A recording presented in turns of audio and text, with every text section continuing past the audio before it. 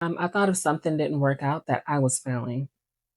I mean, falling behind, losing consistency, and constantly starting over. I mean, I'd start strong, life would happen, I'd fall off, and I feel like everyone can relate to that one. And then I would tell myself next week I would do better. And it's the same constant story, but after a while, you get tired of it. What finally changed for me was realizing this: nothing was wrong with me. Every moment that actually felt like failure was actually pointing towards something that needed more support. So, for example, meal prepping, it wasn't the fact there was a lack of discipline. It was just too much complexity going on for me trying to make large meals that I wasn't used to making. Instead of taking baby steps, now I take those baby steps and do one every so often to get used to it. And I make it work for my schedule. Another example being when I felt mentally drained. It wasn't a weakness, I was overwhelmed.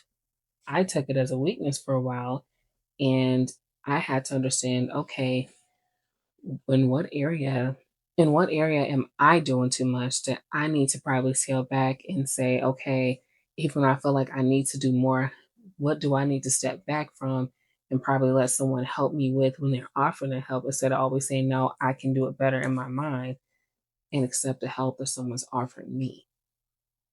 Another example would be when I burned out, I felt like a failure, but it was actually unmet needs.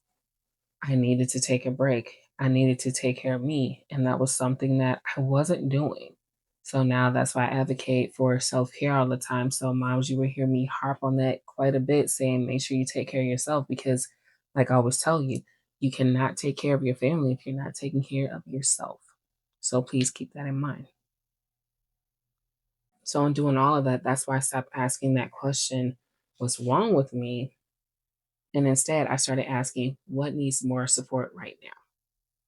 I stopped starting over and I started adjusting my life because you need that flexibility in your life.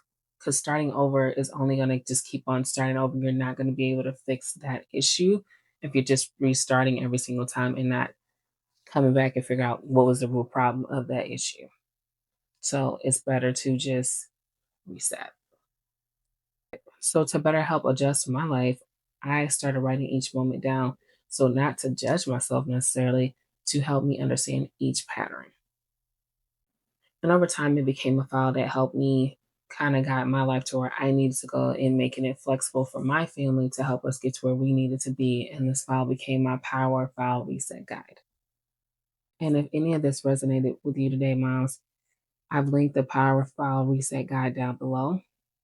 It's what I use when one of my weeks feel really off for me, very stressful, and I need to recenter myself. And it helps me reset without completely starting over. And remember, moms, you're not failing. You're learning how to support yourself. And moms, as usual, I'm here if you need me. And don't forget to like, comment, and subscribe. And I will see you next time in the next video. Bye, moms.